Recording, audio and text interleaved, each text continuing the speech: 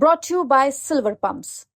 Top quality और consistent performance के लिए सिर्फ सिल्वर पंप्स नाम याद रखना। ये एक तस्वीर, जिस तस्वीर को लेकर हमने कल बात की थी, और अशोक गहलोत अपने हाथों इफ्तार पार्टी नहीं दिए, मगर जिला कांग्रेस की इफ्तार पार्टी में पहुंचे, जहां पर साथ में बैठ के खाते हुए तो नजर नहीं आए हैं, मगर तस्वीर उन्होंने लगाई है। इस तस्वीर में कांग्रेस के जो नेता हैं, ये कोई भी अब टोपी पहने हुए नहीं आ रहे हैं। टोपी का पूरा फैशन कांग्रेस ने अपने इफ्तार पार्टी से गायब कर दिया है, वरना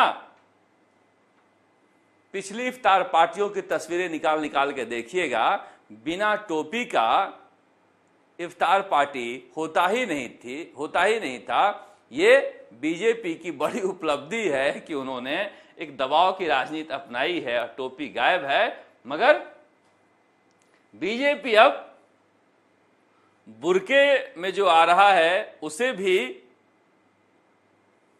किट दे रहे हैं, ये मोदी किट, सौगाते मोदी। कांग्रेस तो टोपी छोड़ दी, मगर बीजेपी ने बुरके में आई औरतों को सौगाते मोदी बांटना शुरू कर दिया है। और आज बीजेपी अल्पसंख्यक मोर्चा की तरफ से इफ्तार पार्टी भी रखी गई है। सौगाते मोदी में देखिए बुरके वाली महिलाएं। सियासत की उलटबाजियां आप हमेशा देखते हैं, इसमें कोई नई बात नहीं है, मगर क्या कांग्रेस जहां पर डरने लगी है अल्पसंख्यकों से, और अल्पसंख्यकों को लगने लगा है कि कांग्रेस डरकर हमारे प्रतीकों से डर रही है, इसी का फायदा बीजेपी उठाना चाहती है, पता नहीं। मगर एक बात आपने गौर की, वो बात क्या थी? वो बात ये थी कि कल के तमाम फंक्शनों में अशोक गहलोत के साथ सीपी जोशी थे, टीकाराम जूली थे, मगर प्रदेश अध्यक्ष गोविंद सिंह डोटासरा नहीं थे।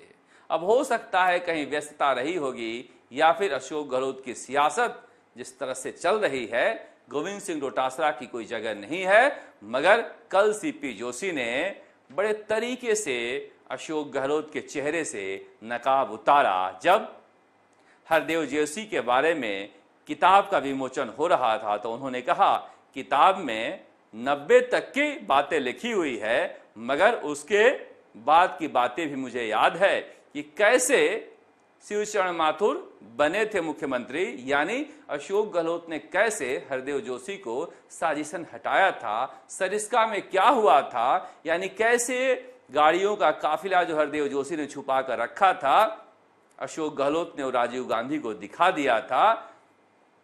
बहुत एलोबरेट करके तो नहीं कहा उन्होंने, मगर कहा कि हमने गेंद सारे खेल दी है, अब अशोक गहलोत इस पर बल्लेबाजी करेंगे। मगर अशोक गहलोत सब बाईपास करके भाषण देके निकल गए, क्योंकि ये प्रधानमंत्री नरेंद्र मोदी के टक्कर की राजनीति करते हैं। प्रधानमंत्री नरेंद्र मोदी केशु भाई को हटाकर गुजरात में मुख्यमंत्री बने, हर साल मिलने जाते थे उनसे, और लाल कृष्ण आडवाणी ने विरोध किया था प्रधानमंत्री नरेंद्र मोदी का, हर साल मिलने जाते हैं। इसीलिए हरदेव जोशी के सियासी सफर पर विराम लगाने वाले अशोक गहलोत किताब भी लिखवा रहे हैं, उनके नाम से यूनिवर्सिटी भी बनवा रहे हैं। क्या सीने पर कोई बोझ है, या फिर सियासी सोच ही ऐसी है?